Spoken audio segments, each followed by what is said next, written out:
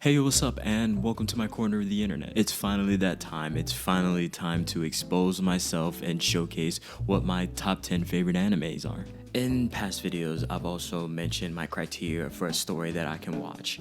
Once again, it's cool characters, good storytelling, and a great art style and aesthetic. If I have those three things, I can pretty much watch anything, you know, the whole spiel. Videos will definitely be linked wherever they're linked usually. And now I'm gonna start putting up that criteria. In this criteria, I love the characters, I love the storytelling, and I also am in love with the art style, and most of all, there's an emotional aspect to it. Within this emotional aspect, it's stories that really resonated with me, that really fueled different points. There is a mix of nostalgia within this, but within this top 10, these are stories that really hit me, that were really important and makes me really love anime, and I have no problem rewatching, or it's one of those stories that I'm super happy that I got to experience. And personally, now that I have so much free time, I'm kind of interested in rewatching some of these shows.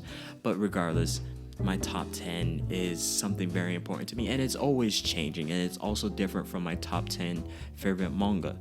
And that's where some of the discrepancies, I like one show for one thing that I don't like another show for other things. And this is my personal list. This is not something I necessarily think you should think is a godsend or something that is super important or is better than everything else. But I do recommend every single one of these animes, and I'm definitely going to make an individual video about each of these, especially when I have more time to really delve through and make a less emotional video on them. 最終ラウンドだ。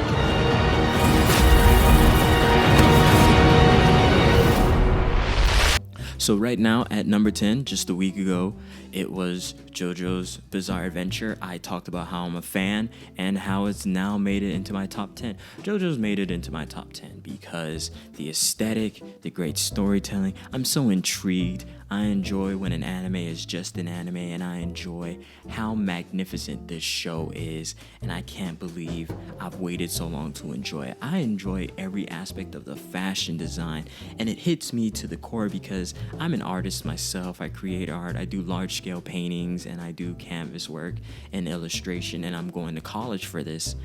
This show inspires me so much to the point where I just want to delve more into fashion design. I want to delve more into art. It inspires me to draw. It inspires me to paint.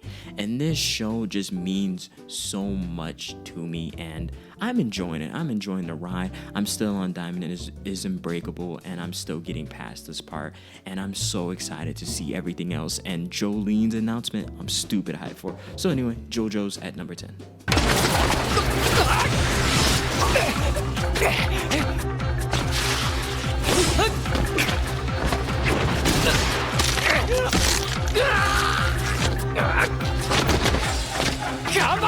Now time for 9. 9 is Bakemonogatari, and this anime goes into that category of anime that is just weird. Like, there's so many different categories for anime, and one category is where you can't really place it because it's such a weird anime and it's so niche that you really have no one to talk about it with. And Bakemonogatari is just one such show. And this show has some great visuals, great animation, and I can't believe how old it is. And some of the fight scenes are incredible. I've seen the movies, I've seen Kiss Shot.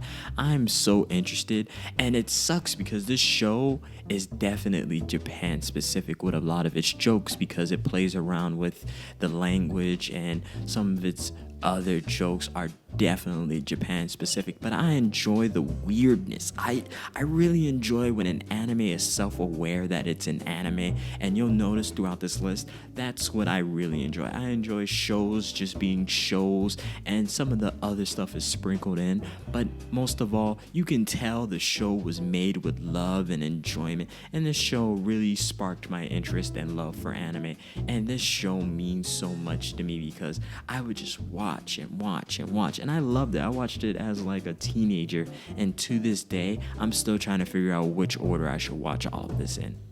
This show is definitely something you should get into, but I feel like it definitely has a barrier to entry.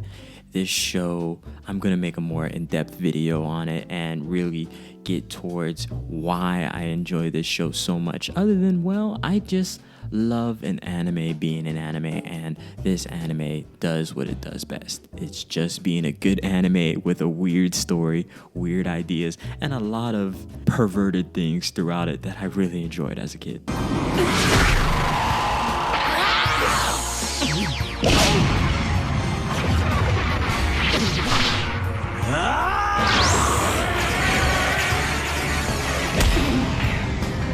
Now, this anime is one of those animes that's very difficult to talk about, and I'm excited to make a video about it because this used to be in my top 5, but I realized there's other stories that went up ahead of it, and also it didn't have the best ending. Like, I prefer the anime ending than the manga ending, and also it's supposedly an unfinished story. And what I'm talking about is Reborn, also known in Japan as Katekyo Hitman Reborn. And this show is shonen down to the socks. It does not reinvent the wheel. But what I liked about it was, like, once again I say, an anime being an anime, but the show had a lot of great fights. This show is chock filled with a lot of fights. There's not a lot of Deus Ex Machinas, but a lot of things. It was still about technique in this anime. It was still about the main character and the side characters learning. And the show was built upon friendship, fights, a lot of cool ideas, and it did follow some of the normal ways of doing a shonen, but it did a lot of surprises. There was a lot of different ways it showcased battle mangas, and it's definitely aged. It's definitely a little bit older, and I think if someone decided to come back and redo this show, I think it would be a hit. I think this show could rival One Piece in the way it's a basic shonen, but we love the main character, we love the aspects, and we love the power scaling. There was so much about this show that I really enjoyed, and to this day, I very much love this show. Like, no one can take this out of my top 10. Though it gets jumped around as it went from 5 and it went from 3 and then it went from, at one time, my first, and now it's all the way at 7. But I still love this show so much, and honestly, if it gets bumped down, I'm just gonna start saying I have a top 20 because I really do love this show and I recommend it to anybody else. And some of the visuals, some of the character building, some of the stories is so interesting, and I just love the uniqueness of this show. I'm like a sitting duck over here. I'm defenseless.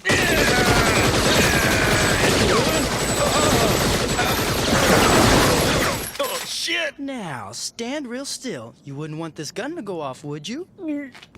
And now finally, number 6. Number 6 is a no-brainer for me, but I also somewhat interchange it with Cowboy Bebop and Samurai Champloo. But Trigun is a story that is absolutely amazing to me. The reason why I love Trigun so much and why it's in my top 10 is because the story I completely mesh with. I completely am enthralled in the intricacies of this story. I love how this story stands the test of time, and the tragic hero that was Vash, he is easily top 10 saddest characters ever created in anime. And I love how much this story's elements were picked apart and helped inspire so many different characters along the way that we have loved. And Trigun is still a story that I can rewatch, I still fall in love with, and I love every piece of it. And most of all, this story never loses its potency, and the lessons that it teaches, once again, never stop mattering.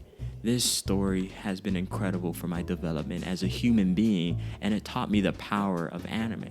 This medium shines within this story because there's no other way to tell this story.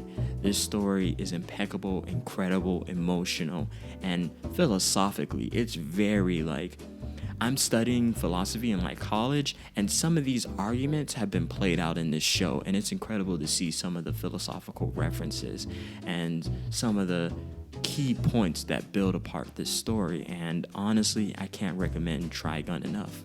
Also, it's one of the saddest stories, but I think The main purpose of this story is to have hope and to believe in goodness and to do their best with whatever they got going on. And I love that about this story. だからその夢が叶ったら結婚してください。